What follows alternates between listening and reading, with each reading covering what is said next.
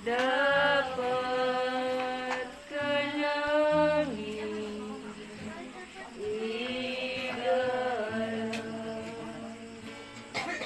Dapat ka naming sambahin. Dapat ka naming mahalin. Dapat ka namin idambanan. Sundin ang iyong inasal. Gusto mo nagsalita sa aking unang sulat. Sa kapituluan ko sa kalooban. Hanggang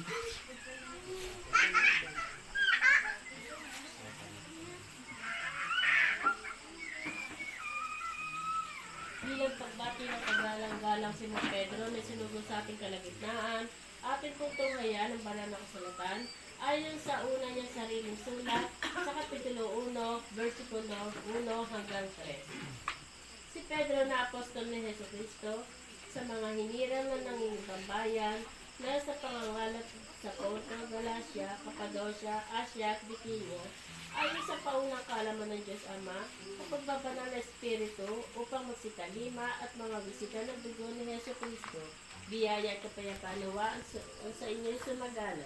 Purihin nawa ang Diyos at Ama ng ating Panginoong Jesucristo, na ayon sa kaniyang malaking awa ay ipinanganak na muli tayo sa isang buhay na pag-asa sa pamamagitan ng pagkabuhay na maguli ni Jesucristo sa mga patay. Bumabati po kami sa pangalan ng Diyos Ama, Diyos Anak, at Espiritu Santo.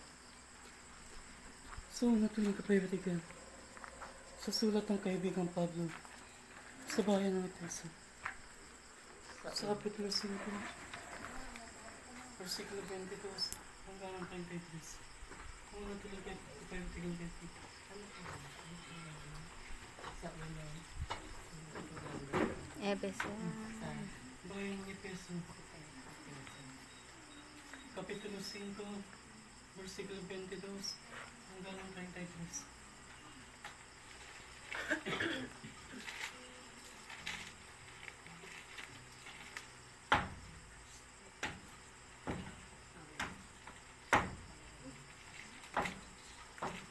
bilang unang kapahigatigan,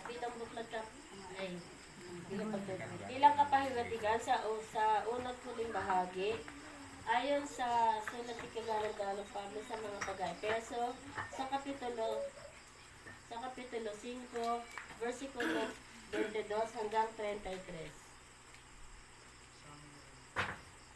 Ito po sinasabi.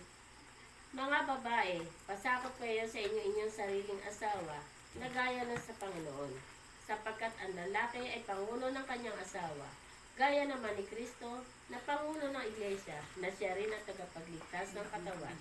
Datapwat kung paano ang iglesia ay nasasakop ni Kristo, ay gayon din naman ang mga babae ay pasakop sa kani-kaniyang asawa sa lahat ng mga bagay. Mga lalaki, ibigin ninyo ang inyong asawa, gaya naman ni Kristo na umibig sa iglesia at ibinigay ang kanyang sarili dahil sa kaniya, upang kaniyang pakabanalin ito na nilinis sa pamamagitan ng paghuhugas ng tubig na may salita, upang ang iglesia ay maiharap sa kanyang sarili na maluwalhati na walang dungis sa kulubot o anumang gayong bagay, kundi ito'y nararapat maging banal at walang kapintasan. Gayon din naman, nararapat ibigin ng mga lalaki ang kani-kaniyang sariling asawa na gaya ng kanilang sariling mga katawan. Ang umiibig sa kanyang sariling asawa ay umiibig sa kanyang sarili, sapagkat walang sino mananakot kailanman sa kanyang sariling katawan, kundi pinapantili at minamahal gaya naman ni Kristo sa iglesia, sapagkat tayo ay mga sangkap ng kanyang katawan. Dahil dito'y iiwan ng lalaki ang kanyang ama at ina at makikisama sa kanyang asawa, at ang dalawa ay magiging isang laman. Ang hiwagang ito ay dakila. Datapwat sinasalita ko ang tungkol kay Kristo at tungkol sa iglesia. Gayunman ay umibig naman ang bawat isa sa inyo sa kani-kaniyang sariling asawa, gaya ng sa kaniyang sarili, at ang babae ay gumalang sa kanyang asawa. Isa. Sabi sa ganina. Saan yung bag? Ay, sabi sa Hindi na ito. Kapit huwag na ibalik yun.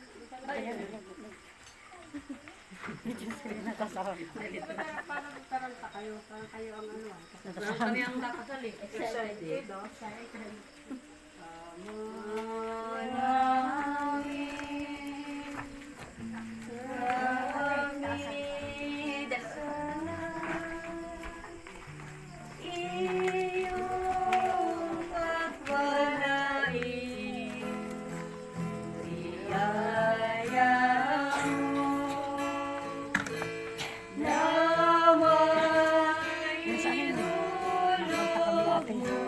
Nagkanta kami natin ng magkasama. Nasa amin pagkat ikaw,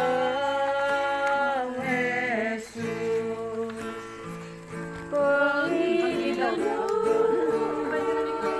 Sana. namin panalangin. Ninang, paano to sindihan?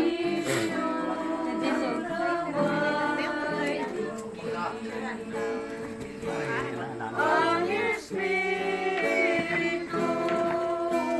Santo Maestro, kami ay subuan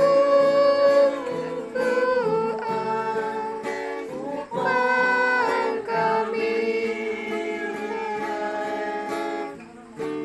laging subaybayan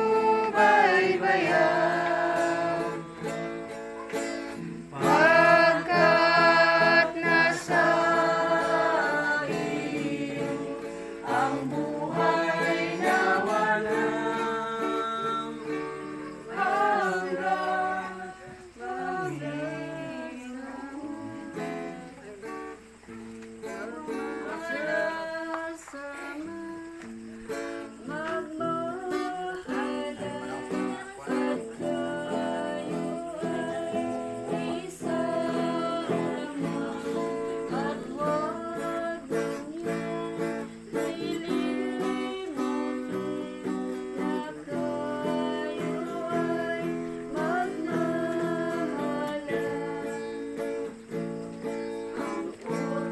Ay dapat sundin na kayo ay pagkalit.